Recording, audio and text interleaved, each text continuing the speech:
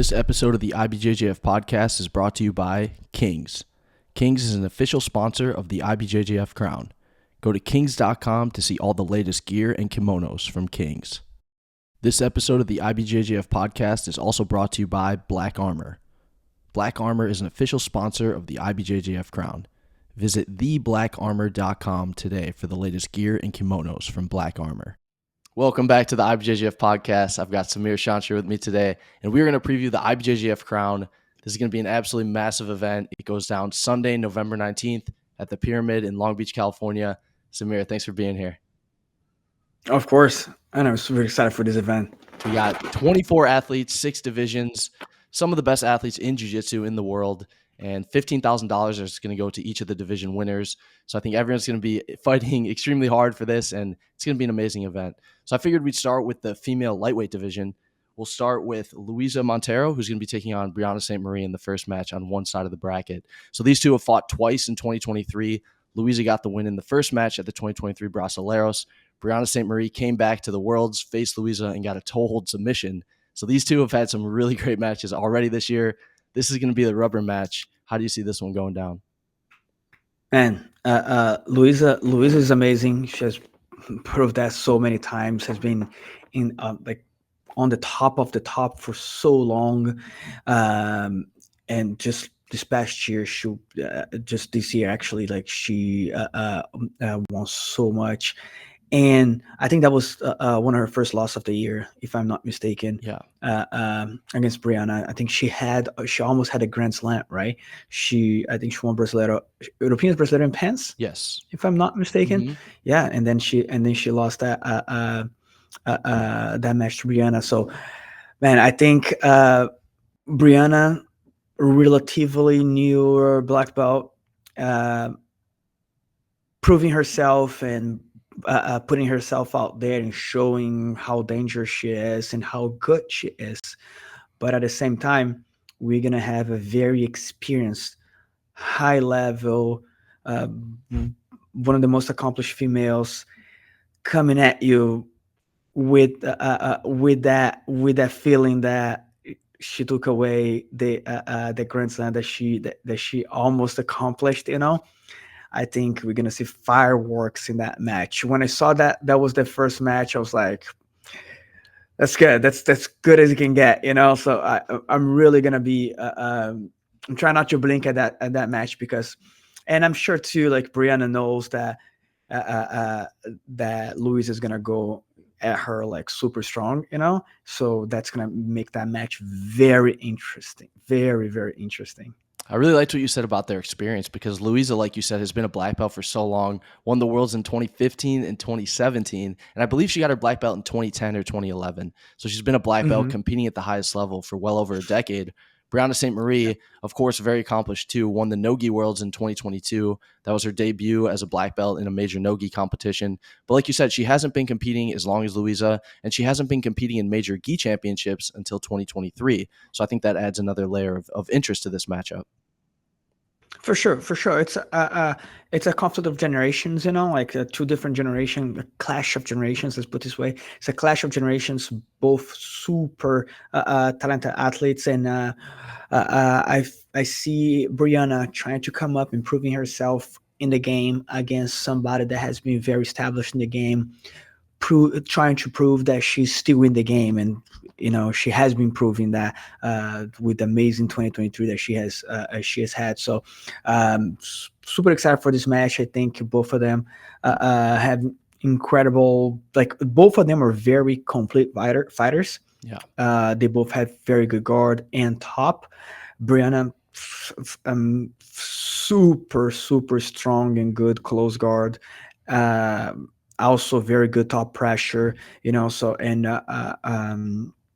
Louisa with very good top game, pressure, leg drags, and also an amazing guard, single leg X, foot locks too. So it's it'll be very interesting. I'm looking forward to that match, and not only the match itself, the technicality of it, but also the history that match is gonna bring to us. So I think that's gonna be extra fireworks for us.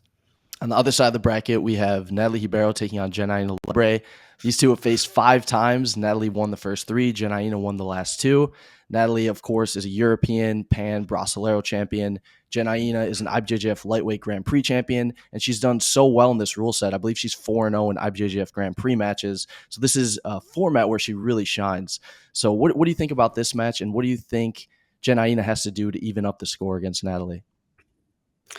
Yeah, we can see that Janna has been on a rising. She has been doing really good later, in all the events, and I like what you said, like how she has been doing really good in this format because it's not for anyone.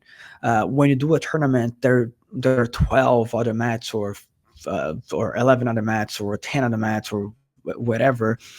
When you do a tournament in this format where all eyes are on you, not everyone performed the same. And Janina has been proving that she does really well under pressure. She does really well in that format. That first event that she did, she like she shocked the world in the IBJJF Grand Prix, winning the Grand Prix and beating amazing fighters. So now she's coming back. She's gonna have again against a great match for sure against Natalie, which has an amazing guard, amazing game, super hard to score against Natalie. Yeah. So she's gonna have to have the right strategy, and it's nice also to see like how many times they fought and see if they're gonna bring something different to the table, and are is Natalie gonna bring something different that's going to surprise Janina, or Janina is gonna bring something to the table that's gonna surprise Natalie, So it's gonna be very interesting.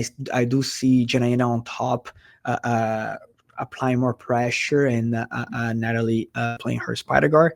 So I'm excited to see what they're gonna bring different to this match. I really liked what you said too about how all these athletes have fought each other many, many times in a lot of cases. I think the only matchup we haven't seen is Brianna St. Marie and Natalie Ribeiro. All the other athletes have matched up, and I believe they all have wins and losses against one another, which makes it even more intriguing. So, very difficult question here. But if you had to predict a winner of this female lightweight bracket, who are you going to go with? It's a very hard question. In terms of accomplishment, Louisa is probably the most accomplished fighter in that division. But for that format and how good she's doing, I think Janaina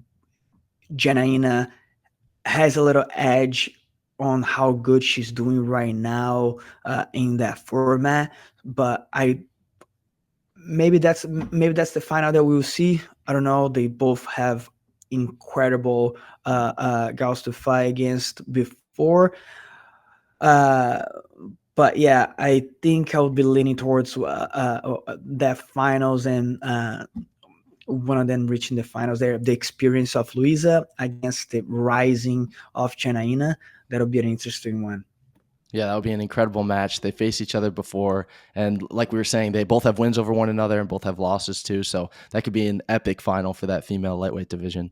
So let's move on to the men's featherweight division. I think this is one of the most anticipated divisions of the crown because we've got 4 athletes who are all world champions. We've got Isaac Doine, Sam Nagai, Fabricio Andre, and Diego PTO.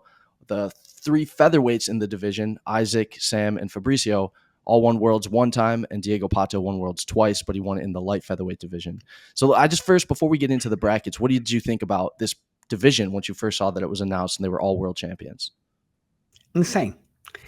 Just I have no other words. It's insane. Like I was actually talking to one of my instructors in the gym, and I just wish it was like they all could face each other, and that would be so incredible. Man, like Diego Pato in that division, it just spices it up so much too, because he competes in featherweight a lot too, Mm-hmm.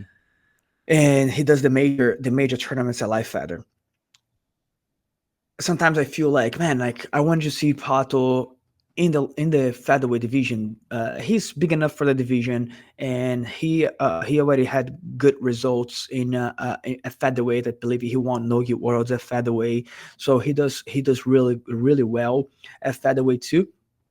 So bringing him from light feather to that division, uh, it's just that little spice that we needed to make that like featherweight division even much more interesting, and the fact that they're all world champions and they're all one actually apart from aside from Pato, they're all one-time world champion means it comes back to what I've said here before, what I've been saying for years, uh, that it'll be hard for us to see another Cobrinha, another Rafa Mendes, another uh, uh, um, Royler, or like other another king in the featherweight division. Let's put it this way. In my humble opinion, I think it just everything is just everyone is just so leveled up. Like the level of the competitors is just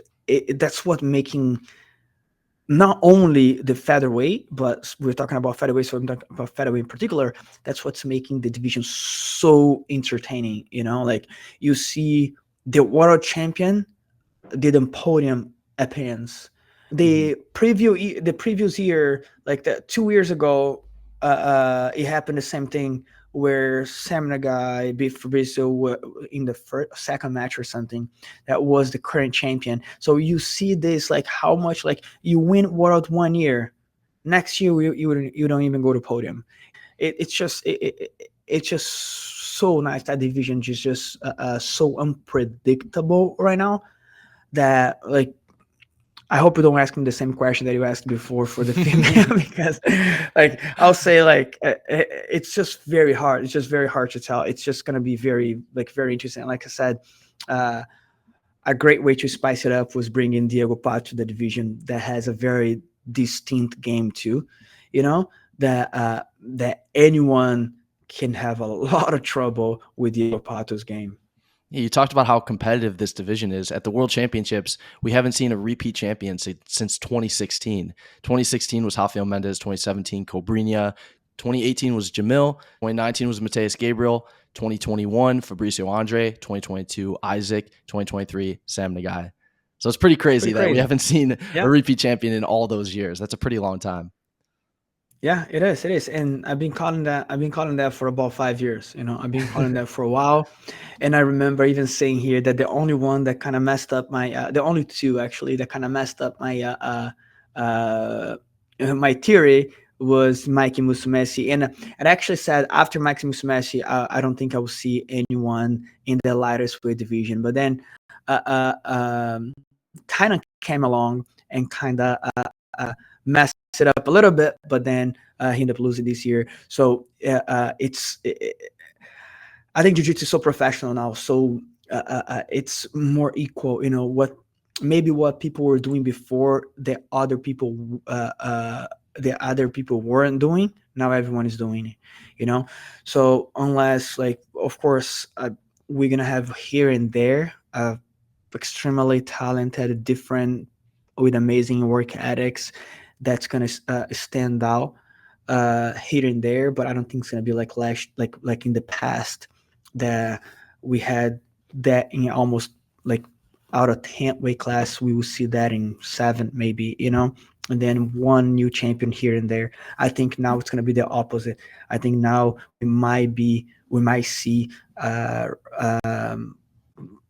champion, a repeat champion here and there, but we see mostly different champions in the majority of the divisions, in my humble opinion.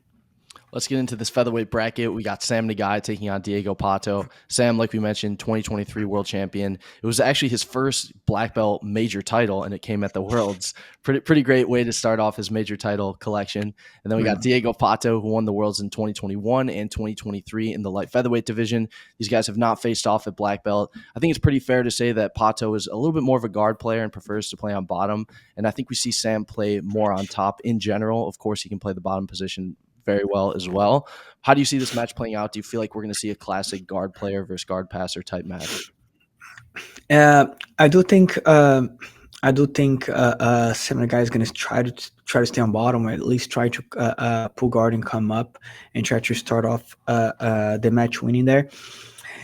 And but as I said, Diego has a very distinct game. His lapel game and how fast he gets into his game. This one thing too, like a lot of the fighters, they have a very good game, but sometimes the fight won't go that way. It's you rarely see Diego Pato not playing his game in a match. Uh, he gets into his game so fast, so easy. The way that he wraps lapel, the different techniques he uses from there, how good he does it, how good his guard is. Um, Maybe Samuel's gonna have a little advantage of the weight, considering how low Pato can go on his weight class, going on to light feather. Uh, I believe that the high different too. But like I said, Pato has done so well in featherweight, also winning Nogi Worlds, etc. Uh, uh, that I feel that that's not gonna play a lot of like a lot. That's not gonna be a lot of difference. Not gonna play a huge hole in there. So I feel that's gonna be Samurai Guy on top. I think it's gonna be very hard to penetrate into Diego Pato's guard, and he's gonna have to be very smart and not to get swept because Diego is very good not only in his guard but also in his strategy. He's a very good player of the game too, and I feel like Sam on a guy, he's more like a fighter. He's gonna go. He's not really gonna think about like, oh, this is what I want. This advantage here. No, he's gonna go and he's gonna want to try to catch you. He's gonna want to try to like go 100% of the time to try to take your head off. And Pato, I think if he's ahead of the scoreboard, he can manage that win and keep that win. So I think Samuel is going to have to be very smart on not allowing that game to play out. At the same time, in one mistake you make, it's very hard to score against Pato. His guard is super good and his game is super tight. If you get into his game, it's a hole that's very hard to come out from. On the other side of the bracket, we have another super highly anticipated match. Isaac Doine, 2022 IBJJF World Champion versus Fabricio Andre, 2021 champion. It's interesting that these guys haven't had a match against each other yet because they're in the same bracket often. They've been in the same bracket with Brasileiros, Worlds. They haven't had that matchup yet, and I think this is a very interesting style clash. Fabricio, of course, is really explosive, has amazing takedowns. Isaac, what's really interesting to me is how much his game has evolved since he's become a black belt. He's added that really dangerous footlock to his game. Of course, he always did it, but he became more effective with it towards the later years in his black belt. And it's very interesting that he won the Worlds on his 6th try. So his persistence and perseverance and grit was something that really stood out about him as an athlete, and that stands out about him as an athlete. What do you think about this matchup, and how do you think it plays out positionally? Yeah, positionally, I'm pretty sure this is more like a traditional top and bottom. Uh, um, Fabricio, it's a straight up top player, super good passing, very physically strong too. Against Isaac, guard player, he's gonna be trying to very likely he's gonna pull guard. He's gonna be trying to go into his single leg X, his collar and sleeve, also matrix. He does really well too. So I think the game's gonna be between that. Fabricio on top, super strong, and Fabricio has that squat down posture that kind of makes very hard for a lot of the techniques, including Isaac trying to get underneath him for a single leg X. So I think that's gonna be very interesting too. And Fabricio does a particular pass that I'm very very looking forward to see how he plays out against Isaac. How he does a leg drag, a kind of the under leg drag type of thing, very very well. The one with the grip on like the And thigh almost, and he kind of drags the thigh across yes, his body. Yeah. yes, yes, Mhm. yes. He does that very well, and he does that a lot of the times too. When the person is insisting on trying after being frustrated, let's put it this way, a lot of times you get frustrated on trying to get underneath him, and you start exposing a little bit more yourself a little bit more, and that's when he capitalized. So uh, I'm very excited to see how that match's gonna play out. Uh, like I said, Fabricio is definitely gonna be on top, trying to apply some volume there, and Isaac's gonna be on bottom, trying to go into his omoplatas, like the collar sleeve, and a lot of his Oliva too with the matrix. So, and of course the single leg X ankle lock that I'm sure Fabricio know that. So let's see. It's definitely going to be a very interesting. And both of them, they're not they're not very passive fighters. They're going to go at it, and that's something that I'm definitely looking forward to. You told me not to ask you this question, but I feel like I have to. Do you have a prediction for the featherweight bracket at the Crown? I I honestly don't, because of the fact that besides that they are all very like very close, like it's so competitive, that division.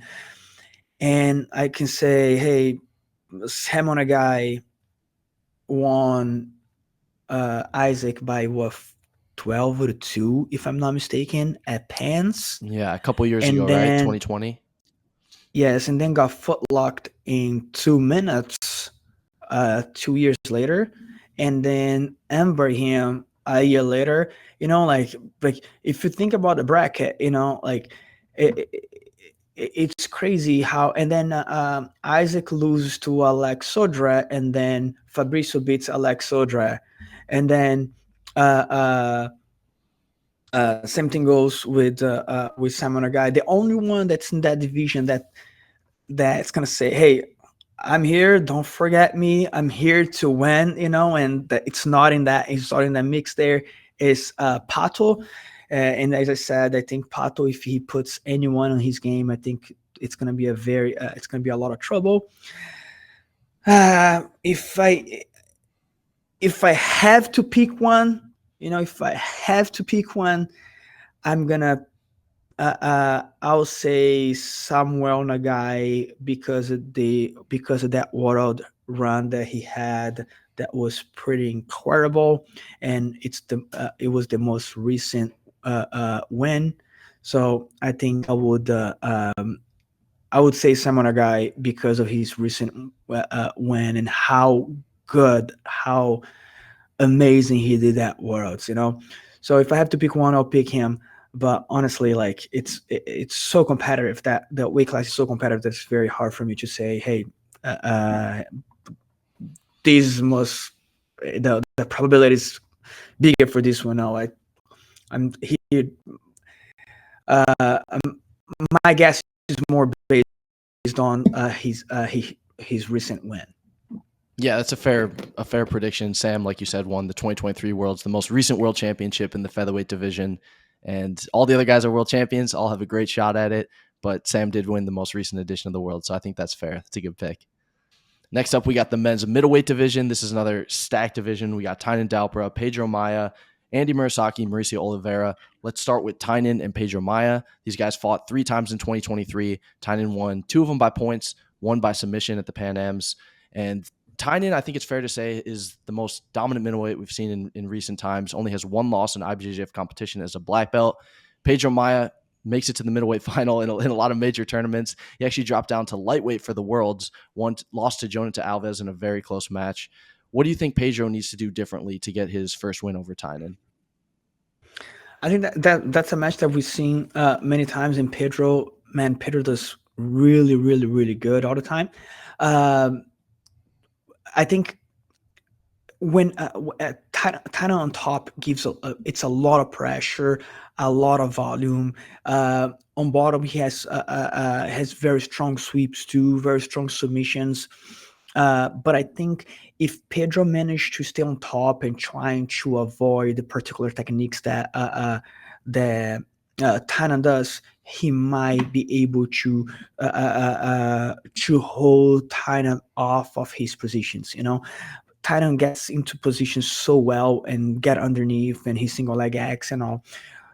If Pedro tries to pin him and try to stay away from those particular techniques, I think that's a better approach than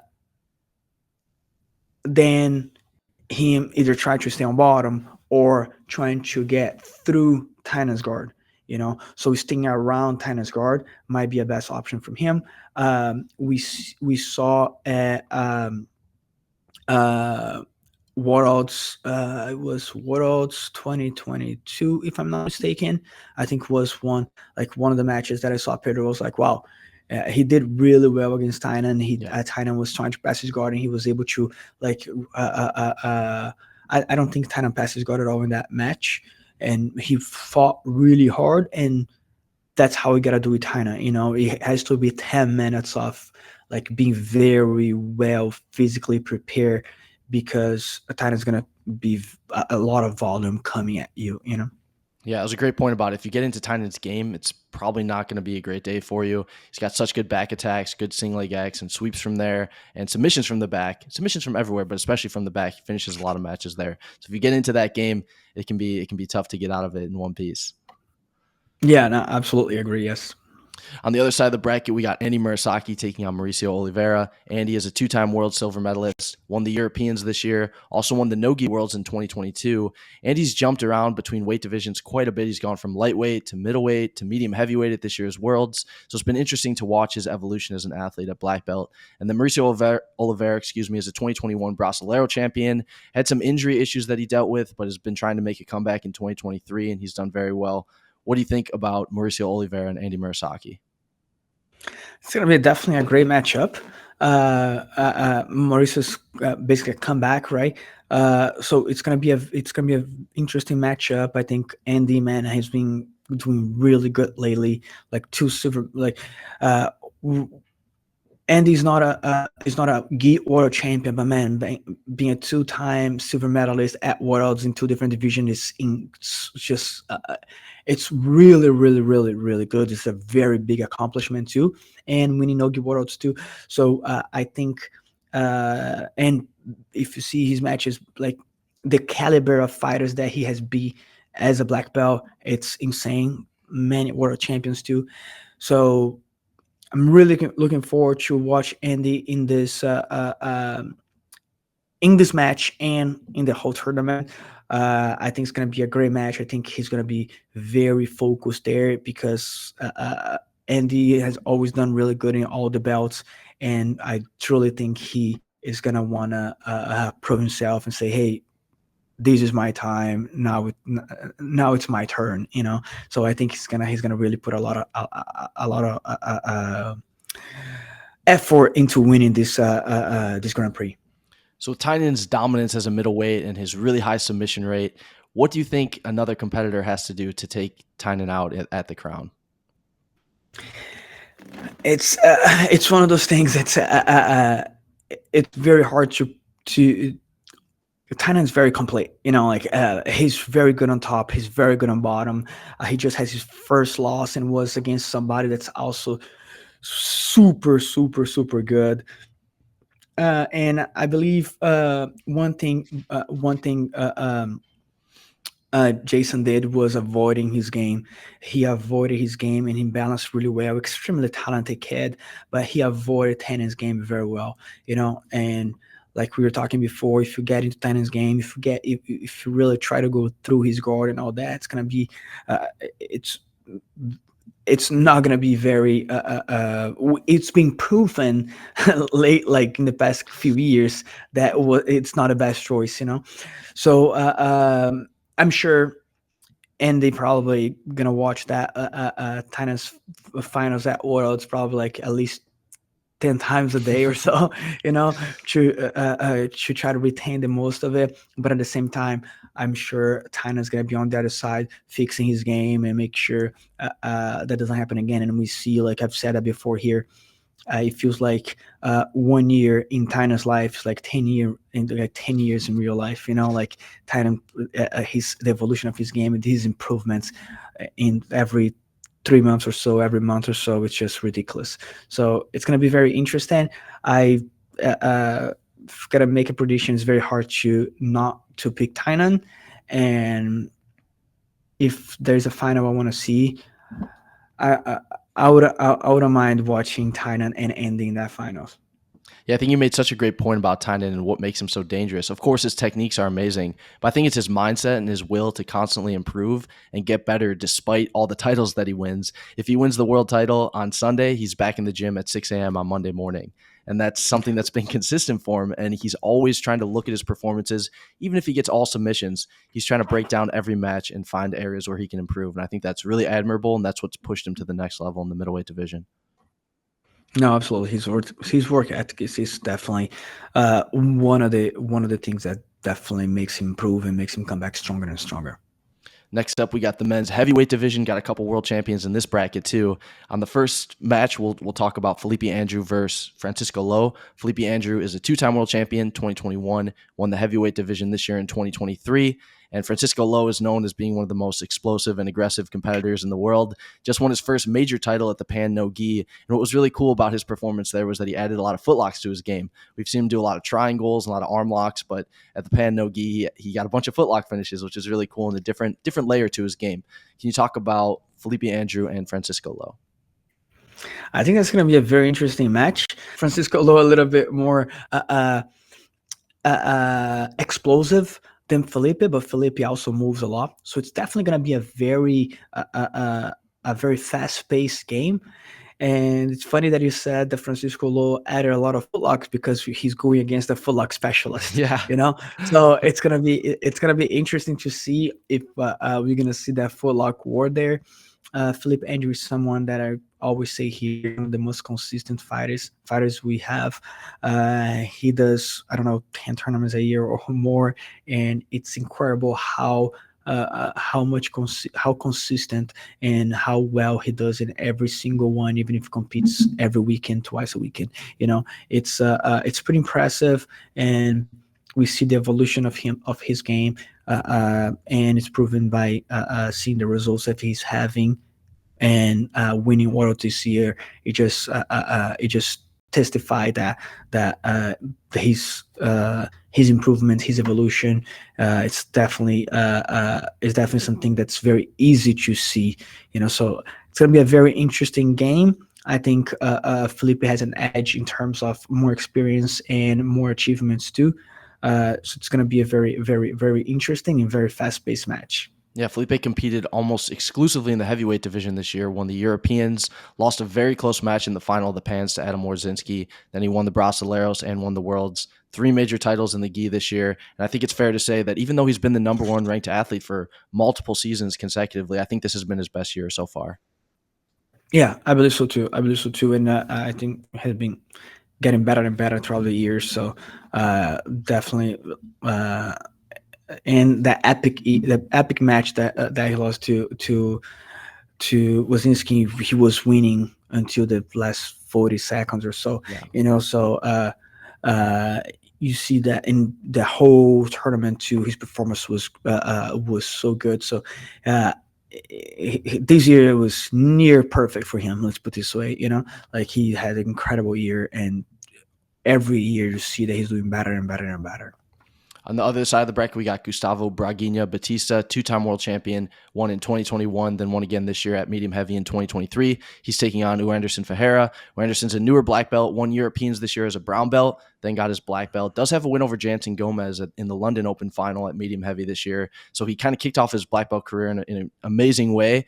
And Gustavo, I feel like, is the type of athlete who you know what you're going to get from him. He's going to play on top. He's going to use a lot of pressure. And Anderson's a little bit more unpredictable. Yeah, no, I agree 100%. I think now Wanderson has a little bit more experience, but man, Gustavo has that game that he can shut down anyone anytime. Like his game is so solid, so strong. It's that when you you know something's coming, you know exactly what's going on, you know exactly what's gonna happen, and it still happens. You know, like that's how I feel. Like that's how I feel that goes through the mind of Batista's opponents. You know, like he know, like we all know what he wants. We know what side he's going, the pressure and everything, and he still do it. That match with Wonderson was very good match. Uh, it's a again, it's a clash of styles. Wonderson moves a lot, does a lot of unpredictable stuff as opposed to Batista. Batista is more calm and more predictable, not necessarily that you can predict and stop what he's doing, but he's more like predictable in terms like we know what he's gonna do and he will still do it, as opposed to this Wanderson.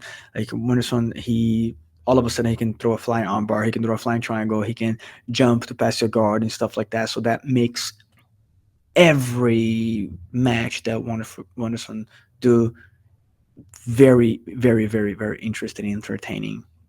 I want to get your opinion on a potential match between two-time world champions. Felipe Andrew is on one side, Gustavo's on the other. Of course, they have to beat tough opponents to get to the final, but those guys have fought twice at black belt. Felipe Andrew got the win in both of those matches, and in one of them, he won by quite a wide point margin in the open class final of the Pans. I believe it was 2021. So, can you talk about Felipe Andrew and Gustavo stylistically and why that's such an interesting matchup that could potentially be one of the best ones of the night? Yeah, no, definitely, definitely. Yeah, I think again, I think it's a Felipe. I think Felipe heavier and uh, his game. I think his game very explosive too. Clash of styles with Batista, but I think the difference there, it's Felipe is a bigger guy and has a very complete game too. You know, he's gonna have that very good guard and getting underneath and trying to get sweeps and all. At the same time, uh, uh, Batista is gonna be trying to stay super strong and solid and trying to keep the fight more static. You know, uh, but Felipe, in my opinion, is one of the few fighters that can actually move Batista very well, you know, and with that, he creates the openings that he needs to advance and to be able to get wins uh, uh, over Batista. But I'm looking forward to see that match because I believe Braguinha might bring something different to try to beat that game. So that's a very good potential finals that we can see. Next up, we have the women's super heavyweight division. Amazing bracket here. First match is one I'm really looking forward to. We got Gabriella PNA, who's been the most dominant female competitor of all time, I think it's fair to say. And she's going to be taking on Amy Campo. Amy won her first world title in the gi in 2023, also won a no-gi world title in 2022. And they had a very close absolute final match at the 2022 Worlds where Gabriella actually won by decision. So this is a rematch that I've wanted to see for a very long time. And what do you think it is about Amy Campo's game that she's able to almost match Gabrielle and give her a match that a lot of other competitors, quite frankly, just aren't able to give her? I think Amy's top game is very solid and very. I'm not gonna say unique. But it's just very solid, and she has a really good base, and she has a very good stand up too. You know, so her posture standing, her takedowns. Gabriella on top is a problem though. Gabriella, if she gets on top of those girls, she's very good on splitting her weight and her passings, and she moves really well too with pressure. But when she's on top, when she's on bottom, she looks for sweeps in order to come on top, and most of the fights she's gonna pass or take the back and start finishing from there. But Amy, get her get her on her back is not the easiest task, you know, you're gonna have, you know. So uh Amy's very good standing, very good on top, and that kind of uh, uh stops a lot of the advantages that Gabi Peçanha has on basically the big majority of the other girls. So Amy pressure top and knee cutting, and she knee cuts to the opposite side of most people do. All that kind of gives Gabriella a little, a little trouble there. But at the same time, Gabriella is another girl that, like, I think what I say about Tyna, that applies to her a little bit too. Every tournament she's in, she shows us that she has been improving, that she gets better and better and better. She's so young, so talented, works so hard. I feel that every tournament she brings something new to the table, as well as Amy. Amy has been getting better and better, so I'm really looking forward to this match. I truly believe it's gonna be super even again. But let's see if one of them are going to bring something different to the table, so we can have so we can see what is the strategy or approach they're going to get. Yeah, one more point on Gabriella. You mentioned she's similar to Tynan in the fact that she's always improving. She got a lot more submissions this year. I felt like she would get submissions pretty often in prior years, but this year she really stepped up her game in terms of hunting for the submission and finished a lot of her competitors off with chokes, with a variety of different submissions, triangles, arm locks. It was very beautiful to watch. Yeah, no, for sure, for sure. Like I said, she improved so much. It's like both of them, they live somewhere else that, like, it's like 1 year for us is 10 for them, Yeah. something like that. I'm very excited for the match on the other side of the bracket too. We got Tyani Porfirio, who's won double gold at every major championship, taking on Melissa Stricker, who's a 2-time world champion. Melissa has looked great as of late. She's got very heavy top pressure, amazing knee cuts, great sweeps from her half guard and reverse del Hiva. Tyani is just a very explosive athlete, very technical, well-rounded. She came back this year at the London Open, took double gold, hasn't competed since then, but I think this is a match that a lot of people are going to look forward to and could potentially lead to, if Tyani were to win, to a match with her and Gabrielle, which is a match I think people have wanted to see for a long time. Yeah, no, for sure. I think that'll be a great match with Melissa. Melissa's super, very physically strong, super good base, very hard to score against her, like from anywhere. Very good on bottom, very good on top.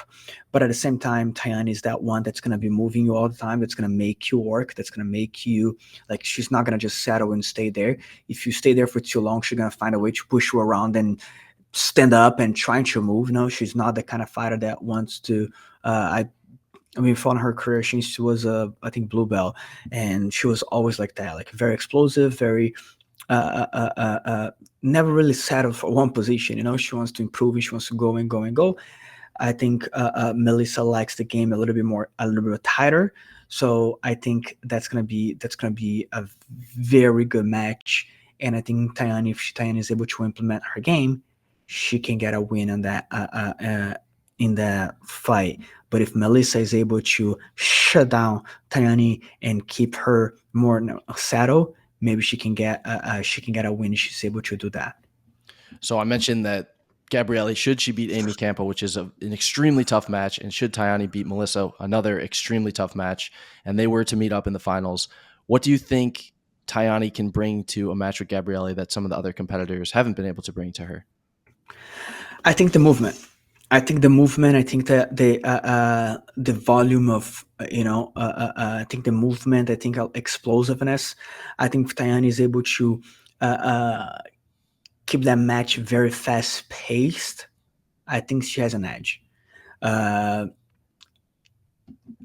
Again, if Gabriella is able to bring Tyani to her game, put Tyani on her back, and start working on top game, I think Gabriella is going to be able to get the win off of that. If Tyani is on top and put a lot of movements, might get Gabriella to make turn away and my expose the back.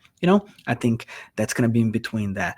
If Tyani is able to, if Gabriella is able to games and get a sweep and stay on top, I think Gabriella can get a win from there. What I love about this division, it's similar to featherweight, where every competitor is a world champion. Most are multiple-time world champions. So yeah. I think this is one of the most exciting and one of the most competitive brackets of the crown. is there anything else you wanted to say about this bracket and just about how amazing it is that we're seeing all these different world champions all in one bracket? No, it's a amazing division. Originally, we had Natalie in it, which was going to, like, Natalie is a 5-time world champion, was going to be an amazing bracket and matchups too. Now, but unfortunately, she got injured. She wasn't able to go. But then we brought Tyani. They also created an amazing. Not it's just like it feels like it's not even a replacement. It's just like somebody that could have been picked from the start anyways. So another amazing competitor that didn't compete for a long time, so people are excited also to see, and kind of similar story to Natalie was years without competing too. So Tyani is also going to bring a lot of spice into that division, so I'm very excited for that division. I think her getting into that division also created a lot of fire into that division too, brought a lot of fire into that division for a potential, hey, what about Tyani and Gabi? How's that going to see, So, man, if that match plays out, I'm definitely going to be excited to watch. I can't wait. The final bracket is the men's ultra heavyweight division. This is going to be another one that's going to be amazing to watch. On the left side of the bracket, we're going to have Eric Muniz taking on Roosevelt Souza in the first round in the first semifinal. Eric and Roosevelt have fought a couple times. Eric's gotten the win in those matches, but Roosevelt's been looking really good as of late. Just won the Pan No Gi, had a really dominant performance there. Talk about Eric Muniz and Roosevelt Souza. Man, like, hands down, Eric is one of the best fighters in the like right now. His game is amazing, very complete. His bottom game is super good when it gets on top. He's very complete fighter. Roosevelt very physically strong, very explosive too. Some very dangerous positions, some very dangerous knee bars, some very dangerous positions. Back takes. It's a big guy that goes for little guys techniques a lot of the times too. So it's very. I enjoy a lot watching his game. But I think at this time, I think Eric is still it's still a little ahead of him in terms of how he has been doing the tournaments. He recently just won, I think, double gold his last tournament. Yep. Yeah, Eric, a two-time world champion, Three-time world champion. 3-time world 22, 23. Yeah. Yeah, 3-time world champion, super impressive. It's I think, in my opinion, he has an advantage in that match, and probably the favorite for the bracket too.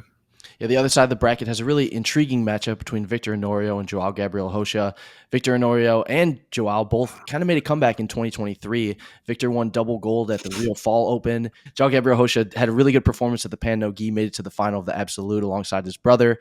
And like I said, both these guys had a couple years off, similar to what you were talking about with Natalie and Tyani. Now they're coming back. They're trying to make a run, trying to win these major titles. What do you think about this matchup? I don't believe they fought a black belt either. Yeah, I don't remember that match, man. Like, those are two amazing fighters. Joao Gabriel with a little more experience, but I think both of them are great fighters. Different games. Honorio very strong and very compact, very hard to do anything on him. Scoring on Victor Honorio, it's like a nightmare. Like, how, like, you find a way to score on him, it's very, very, very hard. Super hard to take him down, super hard to do anything from the bottom. He's a big guy, man, like a big guy that if you blink, he jumps around the guard. It's impressive, his explosiveness. His explosiveness for his size is just impressive. And but Joao Gabriel, it's very complete fighter too. Very good from bottom, very good from top, very technical too. Making a comeback, I think, was dedicating more to his academy. So making a comeback now, did really well at Pan No Gi, showing us that got right back where he stopped. So it's gonna be a very interesting match for sure. And very hard to predict, to be honest. Very hard to predict. I think it's going to be mostly a standing match there. I don't think none of them wants to be on bottom against each other, honestly. So thanks so much, Samir, for helping us break down all those divisions. That was 6 divisions for the Crown, 24 of the best athletes on the planet. Any final thoughts on the Crown and just this event, the magnitude of it, and how it's helping the sport grow? It's amazing. It's amazing. I love what IBJJF is doing with those events. I will be there personally. I can't wait. I'll be there watching in person. I wouldn't miss it. I wouldn't miss it for. I wouldn't miss it. It's something that seeing our sport grow and see what IBJJF is doing. It's amazing, and love to be there. And so I'll be there watching and supporting, and I can't wait, man. I really can't wait for those. If you guys want tickets to go watch the event live, you can go to crownibjjf.com to get your tickets. The event takes place on Sunday, November 19th. Of course, if you can't watch it live, you can watch on flowgrappling.com. We also want to thank our sponsors for the event, Kings Kimonos and Black Armor Kimonos, for helping us out with the Crown. And Samir, thank you again. Thank you, everyone, for watching. We'll see you guys on November 19th. Take care. Thank you, guys. See you guys there.